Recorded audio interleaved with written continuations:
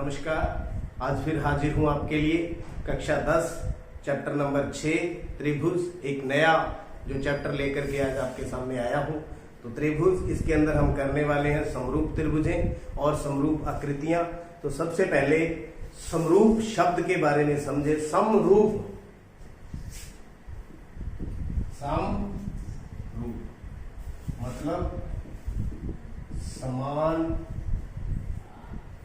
रूप। आप देखिए डेली लाइफ के अंदर बहुत सी चीजें आप देखते हैं जिनका रूप एक जैसा होता है, बिल्कुल समान होता है। अगर मैथ की बात ना करें तो जैसे हम ताजमहल की एक बड़ी आकृति देखें और उसके मुकाबले फिर हम छोटी आकृति देखें, तो क्या दोनों का जो रूप है वो समान है?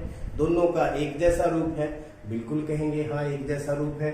जैसे ये मेरे पास आकृति है, मेरी खुद की फोटो है ये, और एक ये मेरे पास छोटी फोटो है। आप देख रहे हैं दोनों का रूप एक जैसा है। हाँ, बिल्कुल एक जैसा है। तो ये कौन सी आकृतियां हुई? समरूप आकृतियां। कौन सी? समरूप आकृतियां। इससे पहले अभी तक हमने पढ़ा था सर्वांग सम। क्या पढ़ा था? सर्वांग सम। तो सर्वांग सम आकृतियां कौन सी थी? जो बिल्कुल ही एक जैसी हो, बड़ी छोटी ना हो, एक दूसरे को अच्छी तरह से ढक ले। तो सबसे पहले तो यही अंतर हमें मालूम होना चाहिए, समरूप क्या होता है और सर्वांग सम क्या होता है। तो ये दोनों क्या है? ये सर्वांग सम नहीं है, ये क्या है? समरूप है। तो डेली लाइफ के अंदर इस तरह की बहुत सी चीजें आप देखते हो जो समरूप होती हैं, लेकिन वो बड़ी छोटी तो हो सकती हैं। तो अब हम बात करते हैं गणित के अंदर। गणित के अंदर कौन सी आकृतियां समरूप होती हैं और कौन सी आकृतियां समरूप नहीं होती। आइए हम इस पर विचार करते हैं।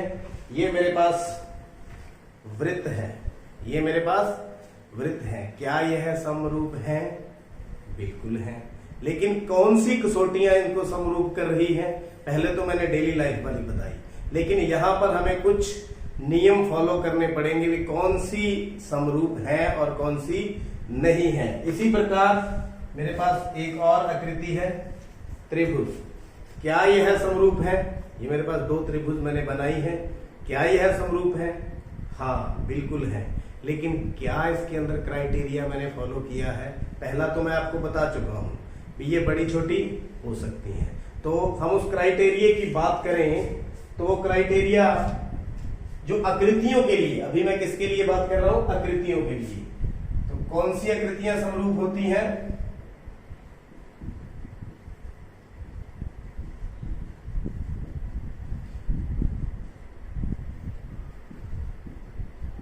समरूप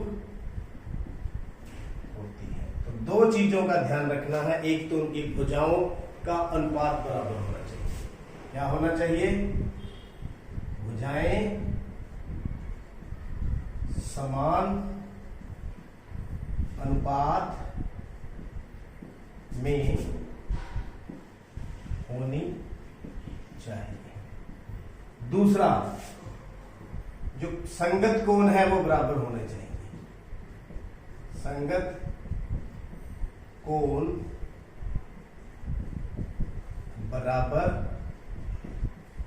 होने चाहिए। मैं केवल और केवल त्रिभुज की बात नहीं कर रहा, मैं प्रत्येक आकृति की बात कर रहा हूं। वो अष्टभुज भी हो सकती है, वो पंचभुज भी हो सकती है, वो चतुर्भुज भी हो सकती है। लेकिन यहां पर जो मेरे पास त्रिभुज है, मतलब कहने का भाव ये है, अब देखिए ये मैंने 7 इकाई बनाया है, ये 6 है, ये 5 है। तो इसके अंदर ये 2.5 है, इससे आधी है।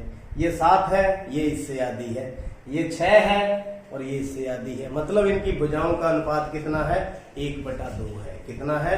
1/2 या 2/1 कह सकते हो या 1/2 कह सकते हो। तो भुजाओं का अनुपात समान हो तब भी हम क्या कह सकते हैं कि वो आकृतियां जो है समरूप है। और संगत कोण भी इनके बराबर होने चाहिए। तो आप इनके कोण मेजर कर लें तो संगत कोण भी क्या होंगे? बराबर होंगे। तो मैं उम्मीद करता हूं जो समरूपता के बारे में आपको क्लियरेंस आ गई होगी। सर्वांग सम और समरूपता में क्या फर्क है? जैसे मैंने हाथ के ऊपर हाथ रख लिया तो ये क्या है? सर्वांग सम है। क्या यह समरूप है? तो समरूप तो ये होंगी ही, क्योंकि इनकी भुजाओं का अनुपात क्या है? 1:1 और सभी कोण बराबर है। तो यहां पर भी आप देखिए, ये मेरे पास त्रिभुज है, ये दो आकृतियां हैं मेरे पास, ये क्या है, ये सर्वांग सम है। क्या है, सर्वांग सम है। क्या यह समरूप भी है? यस, यह समरूप भी है। सभी जो सर्वांग सम आकृतियां होती हैं वो समरूप भी होती हैं, परंतु सभी समरूप सर्वांग सम नहीं होती। ये समरूप तो है परंतु सर्वांग सम नहीं होती। तो मैं उम्मीद करता हूं आपको ये समरूप का जो कंसेप्ट है वो अच्छी तरह से क्लियर हो गया होगा। तो अब मैं आपको समरूप त्रिभुजों के बारे में बताऊंगा। किसके बारे में? समरूप त्रिभुजें।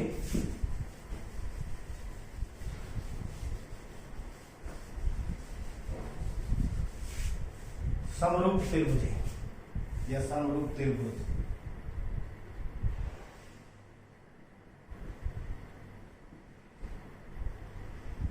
तो मान लीजिए हमारे पास ये दो त्रिभुज हैं, ए बी सी। ये एक त्रिभुज और ले लेता हूं मैं,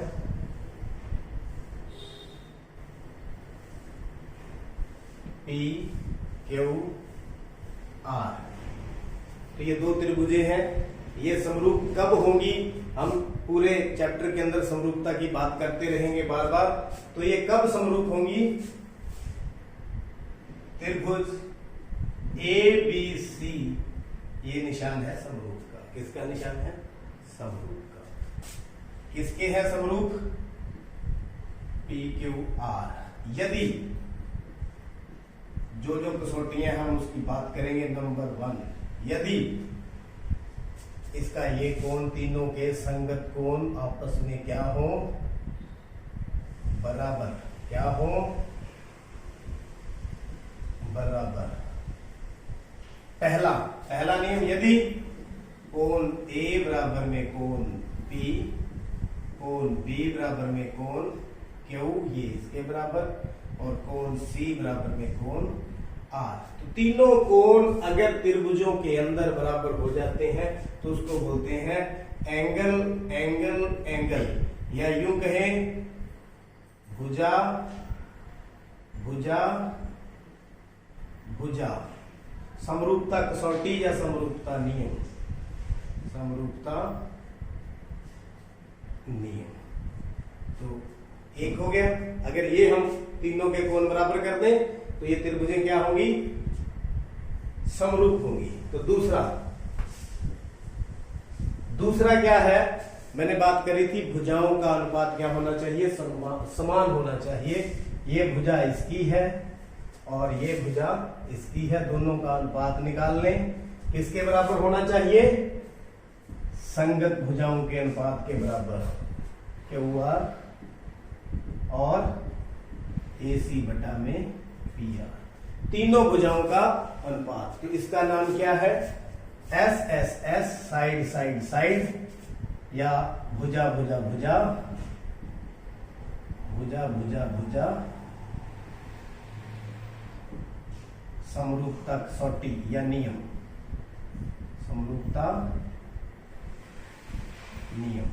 तो ये अगर इनकी भुजाओं का अनुपात हम बराबर सिद्ध कर देते हैं तो ये त्रिभुजें क्या होंगी? समरूप होंगी। तीसरा एक और नियम है। तीसरा नियम क्या है? दो भुजाओं का अनुपात बराबर हो। कितनी का? 2 का। कोई दो ले लो आप, ये दोनों ले लो, ये दोनों ले लो, या ये दोनों ले लो, आपकी इच्छा है। तो मैं ये ले लेता हूं, AB बटा PQ बराबर BC बटा QR। ले लिया दो भुजाओं का अनुपात, और बीच वाला एंगल बराबर होना चाहिए। बीच में एंगल कौन सा इनका? B बराबर में Q। या एक और हम स्थिति लेते हैं, मान लीजिए ये दोनों ले लेते हैं, AC बटा में PR, AC बटा में PR बराबर में BC बटा में QR, BC बटा में QR। तो कौन सा एंगल होना चाहिए दोनों के बीच में? C और R। कौन सा? कोण C और R, ये दोनों बराबर होने चाहिए। तो ये तीनों में कोई भी स्थिति हो जाती है तो ये क्या कहलाएंगी? समरूप कहलाएंगी। तो इस कसौटी का नाम क्या है? SAS, या भुजा कोण भुजा समरूपता नियम। तो सर्वांग सम के नियम अलग हैं, इनके नियम अलग हैं।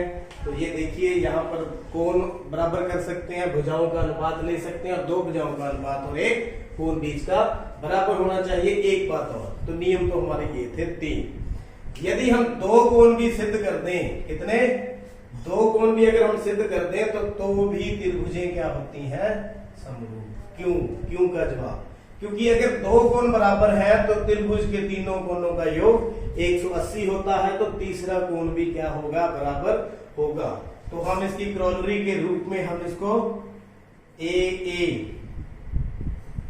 समरूपता नियम के द्वारा भी कर सकते हैं। इसको क्रॉलरी बोलते हैं या उपनियम बोल दो, कुछ मर्जी बोल दो। तो यही आपके सामने है। तो ये हम एक्सरसाइज सीखेंगे।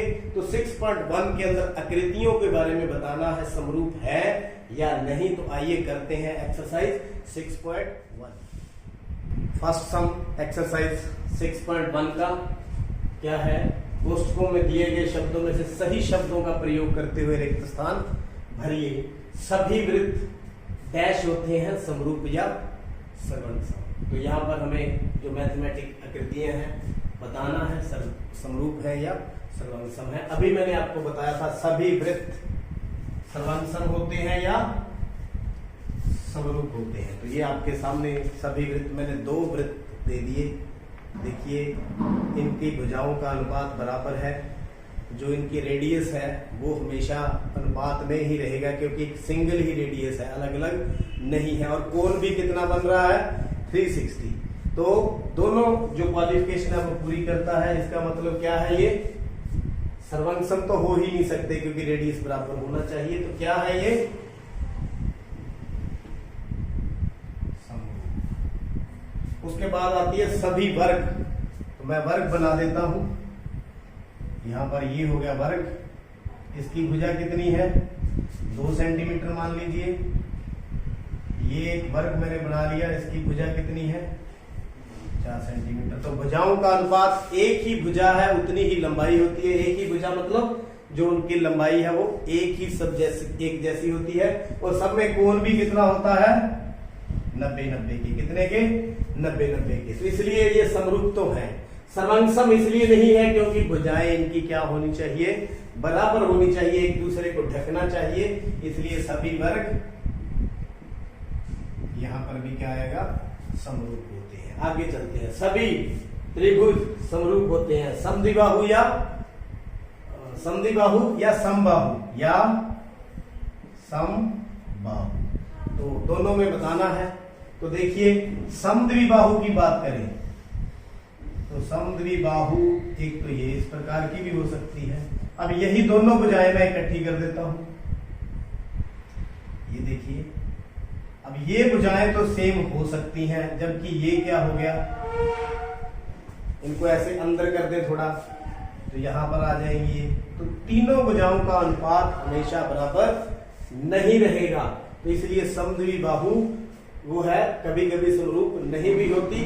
तो समबाहु, अगर मान लो भुजाएं दोनों की सेम है, एक जैसी है तीनों की, ये मान लो 6 सेंटीमीटर की है तीनों, और ये कितनी है, 3। तो भुजाओं का अनुपात भी सेम है और कोण भी आपको पता है कितना होता है, 60-60। कितना होता है, 60-60। तो यहां पर क्या आएगा, समबाहु। मेरे ख्याल में क्लियर हो गया। अगला है भुजाओं की समान संख्या वाले 2 बहुभुज समरूप होते हैं यदि उनके संगत कोण, आपको बताया संगत कोण क्या होने चाहिए, बराबर। तो यहां पर क्या आएगा, बराबर। और भुजाओं क्या होनी चाहिए, समान अनुपात में, यानी कि समानुपाती। क्या होनी चाहिए, समानुपाती। तो एक्सप्लेनेशन के साथ मैंने आपको चारों बता दिए, तो उम्मीद करता हूं समझ आ चुके। सेकेंड सम, ये भी समरूप आकृतियों से संबंधित है।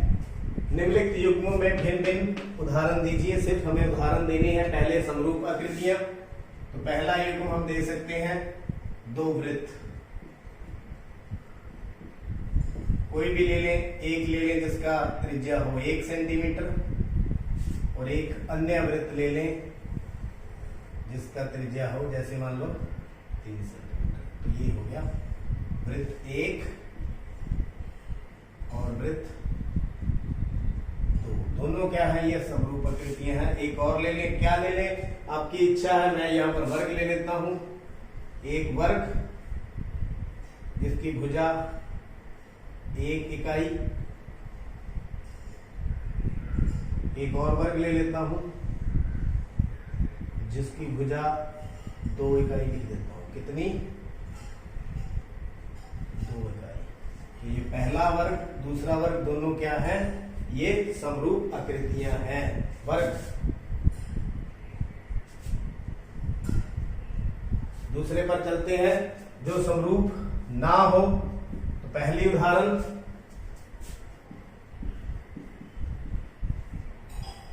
देखिए क्या लें, चतुर्भुज की ले लेते हैं। एक चतुर्भुज ले लें समलंब,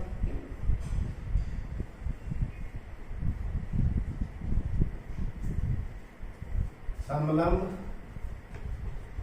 चतुर्भुज ए बी सी डी। एक वर्ग ले लेता हूं,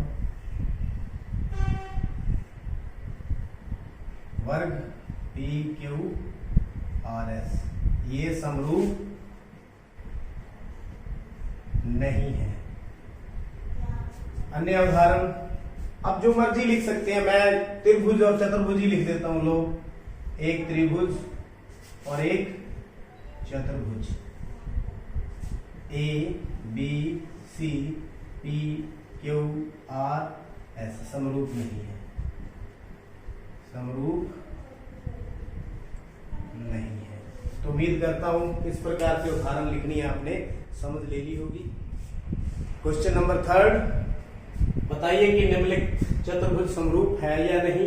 ये दो हमारे पास चतुर्भुज है, ये इसका नाम दे देता हूं मैं ABCD, इसको दे देता हूं PQRS। तो हमें दो ही चीजें चेक करनी है, क्या इनके भुजाएं अनुपात में है और कोण बराबर है या नहीं। वैसे तो देखने से ही नजर आ रहा है, लेकिन लॉजिकली हम इसको हल करते हैं।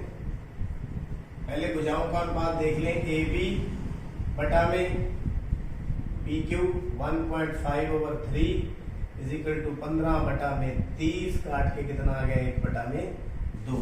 BC बटा में QR 1.5/3, 15 बटा में 30, पॉइंट हटा दिया, कितना आ गया, 1 बटा में 2। तो CD ओवर RS 1.5/3, 15 बटा में 30, काट के कितना आ गया, 1 बटा में 2।